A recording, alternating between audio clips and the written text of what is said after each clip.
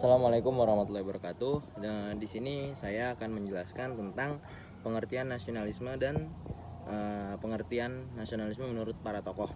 Yang pertama, nasionalisme adalah suatu paham yang menciptakan dan mempertahankan kedaulatan sebuah negara dengan mewujudkan suatu konsep identitas bersama untuk sekelompok manusia. Nah, nasionalisme ini berkeyakinan bahwasanya umat manusia itu terbagi dalam bangsa-bangsa dan semua bangsa memiliki pemerintahan yang menentukan nasibnya masing-masing. Nah, negara dan bangsa itu multinasional. Multinasional karena itu negara bangsa adalah satu-satunya unit politik yang sah sebagai penjaga identitas bangsa. Lanjut, pengertian nasionalisme menurut para tokoh. Yang pertama itu ada namanya Ali Abdul Razak dan Toha Hussein. Itu mereka memberikan definisi bahwasanya Islam adalah agama semata-mata yang tidak ada hubungannya dengan kenegaraan.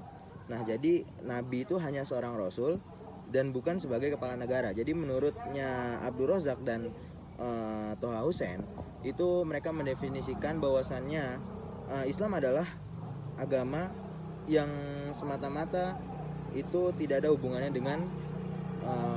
dengan kenegaraan, dan rasul dan nabi itu hanya seorang rasul, tidak ada, bukan sebagai kepala negara.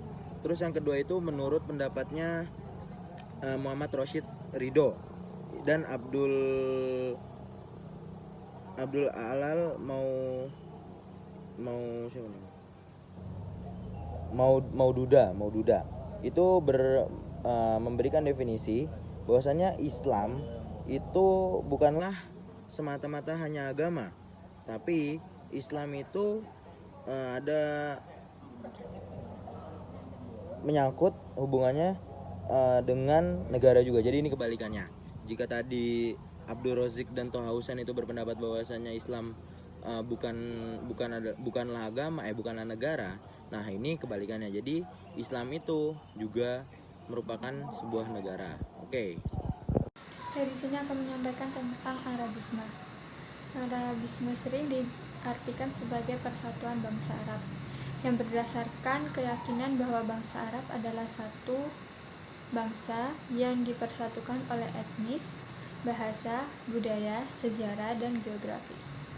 Arabisme atau lebih tepatnya ideologi Arabisme adalah ideologi yang dilandasi atas semangat nasionalisme Arab. Semangat ini mewacanakan persatuan bangsa Arab yang terbentang luas dari benua Atlantika sampai lautan Arab sebagai kesatuan utuh agar lebih mudah dalam memperjuangkan melawan Kaisar Ottoman dan Inggris, terutama Perancis. Atau dengan kata lain, Arabisme adalah gerakan untuk menyatukan bangsa-bangsa dan negara di bumi Arab dari Samudra Atlantika sampai Laut Arab. Hal ini berhubungan dengan erat antara budaya nasionalisme dari bangsa Arab. Nah, tokoh dari ideologi ini salah satunya adalah Gamal Abdel Nasir yang menyimpulkan bahwa ideologi Arabisme atau Arab nasional yakni kesatuan bangsa Arab dalam satu wadah kepemimpinan yang merdeka dari cengkraman bangsa Eropa. Ideologi ini itu bertujuan untuk melawan penjajahan dari bangsa Eropa. Sekian. Assalamualaikum warahmatullahi wabarakatuh. Perkenalkan, nama saya Zahrul Rifkan Ayubi, NIM 182369. Baik, di sini saya akan melanjutkan presentasi dari teman saya, yaitu tentang Islamisme. Islamisme adalah paham politik yang lahir pada Perang 2 tahun 1932 di dunia timur yang bertujuan untuk menyatukan umat Islam sedunia. Paham ini bermula dari gagasan Jamaluddin Al-Afghani dalam bukunya yang berjudul Al-A'mal Al-Kamilah, kemudian berkembang menjadi perjuangan penyatuan umat Islam di bawah satu negara Islam yang umumnya disebut kekhalifahan.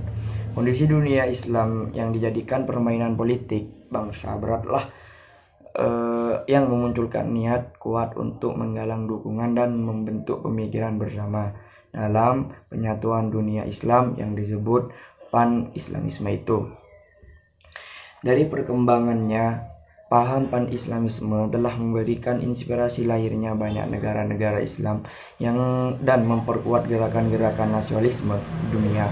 Dan Islamisme juga telah memperoleh dukungan dari sebagai besar pemimpin dunia Islam begitu dan tokoh-tokoh intelektual Islam sepanjang abad 19 sampai sekarang.